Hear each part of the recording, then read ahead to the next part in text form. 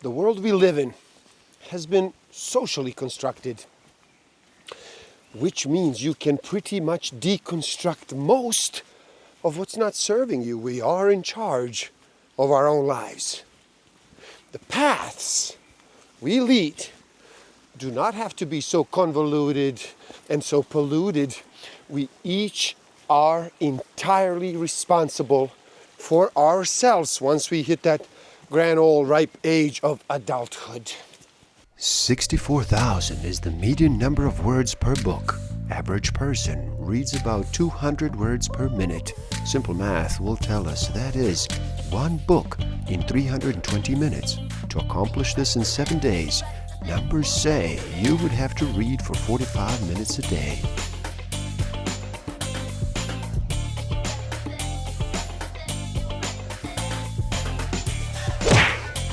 Don't forget to subscribe. Hit that notification button, like, comment, and share. Enjoy. Welcome to the Book of the Week series. Every week as I read another amazing title, I share it with the world. My name is Igor S.F. Walker.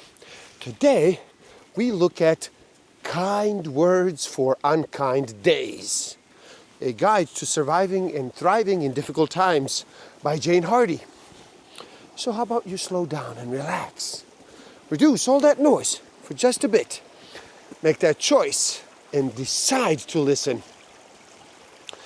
In this video, we look at a book with easily digestible advice and soothing messages to help you find brightness on even those darkest days.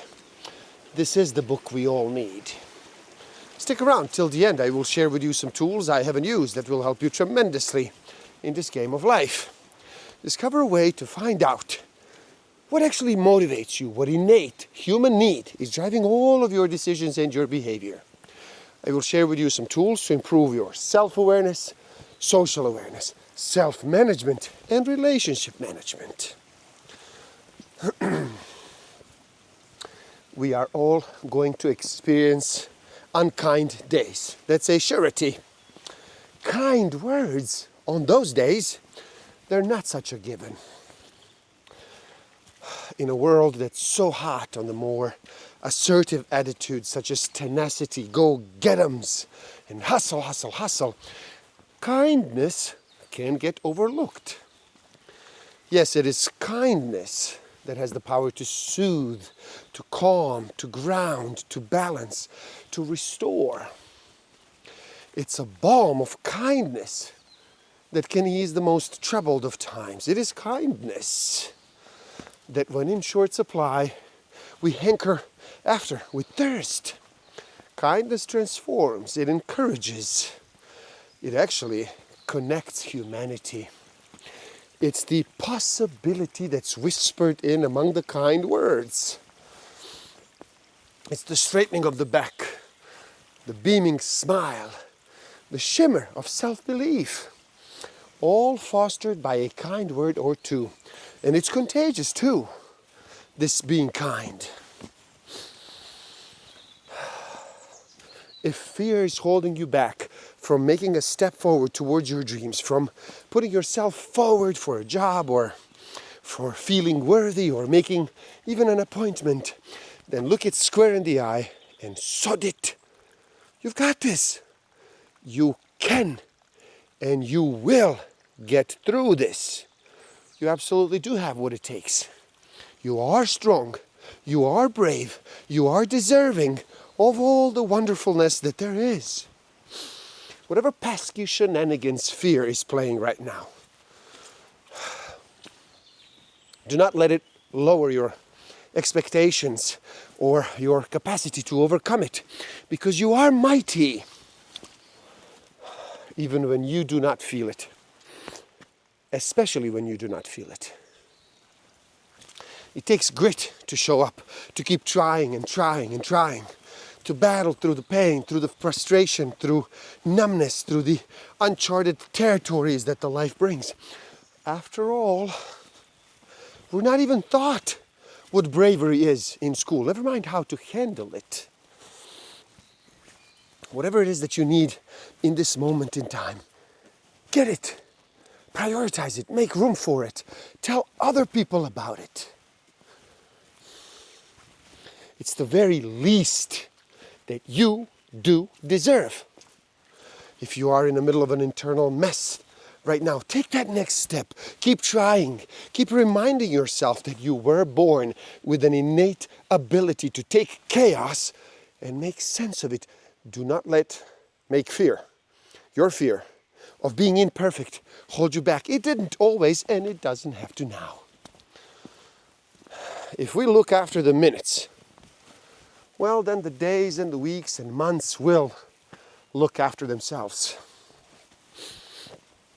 Looking after the minutes also slows us down momentarily. It forces us to be present, a very good thing.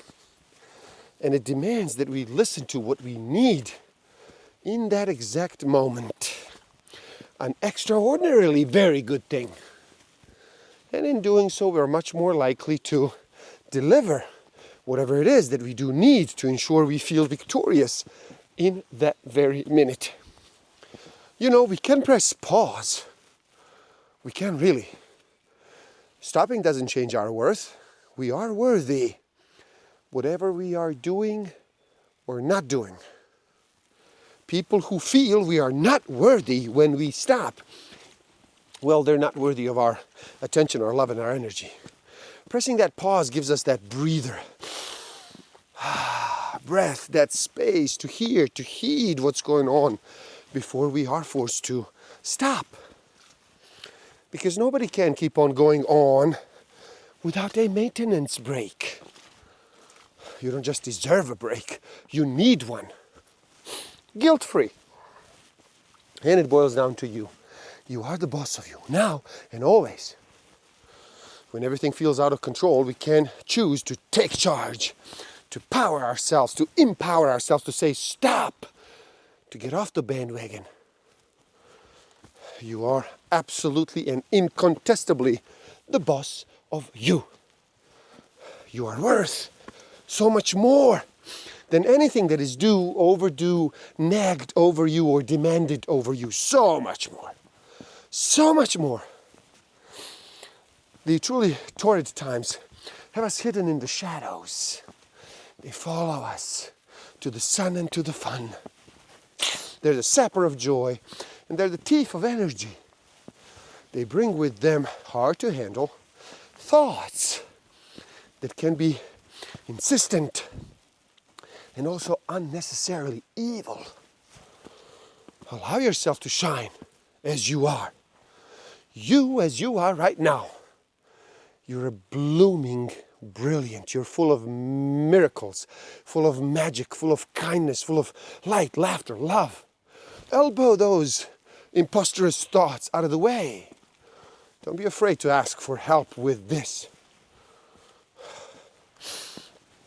Alleviate a little more of your thoughts. Take the floor, take the mic, take the space. It's your time. The negative stuff tends to shine like a beacon, roar like a lion, and actually refuse to retreat. Positive stuff, it does happen. It does happen. And we actually actively look for it. But it always feels outnumbered by the rough stuff. And then it starts to make us feel that we're doing something wrong. We're broken. That we're really unlucky, or all of the above. What is so interesting is that the negative stuff seems to shape us too. It is true too that there's something quite rebellious about being kind to ourselves. It goes against everything we see in shops, in supermarkets, in online and in print. Rebellion versus conformity. Shrugging off those weighty shoulds and instead going where our hearts guide us. Not wanting to be just like insert whoever here, because we are stepping into and we're owning who we are, mavericking it through a time and to a time when there's enough self-love around that it actually spills over into every interaction, every pathway, every choice, every place, and every person we meet. when we become curious, interested in patterns, as inspectors, as investigators in our own lives, well, we are able to realize that our life doesn't need a complete overhaul, because the smallest of tweaks can lead to the biggest of changes. An inspecting and an investigative eye creates an awareness. It fosters responsibility over our choices, over our actions. It helps us to analyze, to rationalize in a way that our emotion-led selves simply aren't always able to. Of all the people that truly deserve your compassion, it's you. It's always been you. The benefit of the doubt, the reassuring words, the forgiveness, the acceptance. You deserve it. And even better, it's actually all yours for the taking. When you do catch your inner troll, being a ferocious troll-like beast, slay it. Kill it with kindness. And then apply kindness to every dilly-dally stumble and fall. Let's end this self-compassion drought and then flood our lives with kindness. We totally do deserve. The tricky thing about self-expectations is that they rarely come back up with a contingency plan. We seldom make allowances for ourselves when unforeseen stuff casts our plans adrift. We plow on and on and on and on and on, not stopping to recalibrate, to take stock. We don't see that it is not our lack of anything that has changed the expected outcomes. It's all those variables we couldn't have possibly known about or factored in. When our environments change unexpectedly, we are allowed to unexpectedly change and renegotiate our goals, our deadlines, our plans, our dreams. Not stop or drop them. Just give ourselves some leeway. Please, don't be so hard on yourself. Try not to get lost in the feeling of being lost. Losing our way is part and parcel of finding our way. Life is very much trial and error. And the growing pains teach us what isn't right for us. Not because we're not worthy, not because we're not enough, but because those choices are not good enough for us. Take time to rest and then set about turning in toward what you need and what the right turn is for you. After all, we got ourselves into this mess, right? The mess feels awful. It feels inescapable. It feels horrid. While we feel tangled, wrangled, and mangled, we also need to remember that it is all definitely sort-outable. We can look back and see that our past is full of golden nuggets and hindsight that actually speak so loudly as to what did and what didn't work for us. Importantly, too, that same hindsight proves that we have been stuck and we became unstuck many, many, many times before. Our perspectives are made up of how we've lived up to now. The experiences, the culture, how we have been nurtured. All of that has shaped us. Now, the best thing, our perspective though, is that at any given moment, we can actually change it. We have this really quite clever ability to see things from different viewpoints, to change the story. That is all thinking outside of the box actually is. It's taking a different angle to find a solution. Even problems. We can all do that. Changing our viewpoint isn't ever going to be easy. Habits are notoriously difficult to break. Our brains, as magnificent as they can be and are, can and do work against us. The struggle convinces us that we were right to begin with. that we are not enough, that we're not worthy, we're not deserving. After all, do not forget, if it's true for them, it is also true for us. So it's one of those universal law things.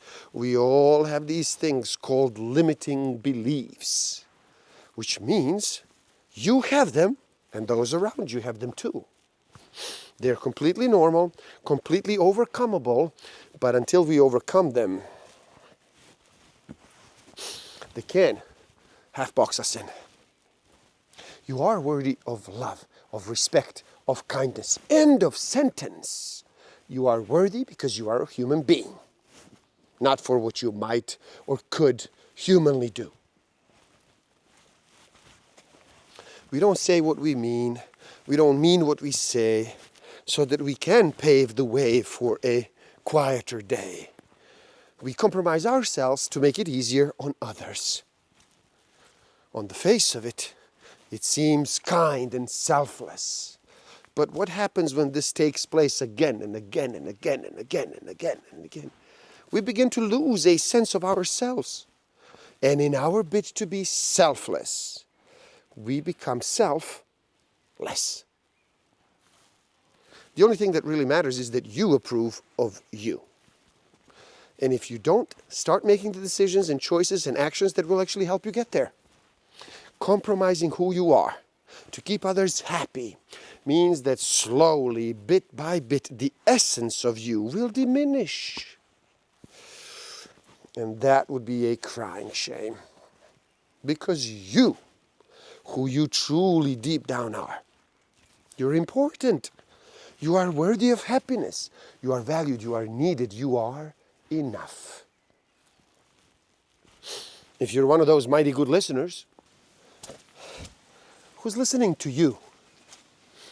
Do you have people who see and hear you? Where are your outlets? Stress-busting, fear-expressing, be-heard stuff coming from? Because you need them too. We all do. In a world that sends us messages about being kind, and then isn't always kind to us when we do what is kind for us, remember, it is your life, nobody else's. And it is your responsibility to make sure that you do enjoy it the best as you can. And equally, it is not on you to split yourself into squadrillion pieces, to compromise yourself, to try and make other people happy. That's on them. That is their responsibility. Life, per se, doesn't revolve around you, but your life absolutely does. You're right at the epicenter of it, right in the middle. Your decisions, your actions, your choices, everything you think, do, are, impacts you. Happiness lies in the things that feel delicious and joyful. It's quite often that simple. Bare feet in the grass, the first hot drink of the day, listening to the music that lifts you up, spending time with people who are infectiously kind and funny, crisp, clean sheets, that gorgeous scented candle, losing yourself in the book, watching funny videos on YouTube, wave jumping, sand beneath your toes, ice lollies on a hot day, receiving a random act of kindness, being the giver of a random act of kindness, working towards a future that lights you up like a Christmas tree, jumping on a trampoline or bouncy castle, playing board games, watching a film, using that for best cookery, dancing in the rain, coloring in the smell of incense, so on and so on and so on and so on. Please choose you, the happy, funny, kind, courageous, fun, playful, joyful, an intelligent person that you are. You are all those things and so much more. Your magic makes other people uncomfortable because they either have a different kind of magic or they are playing that unhealthy comparison game.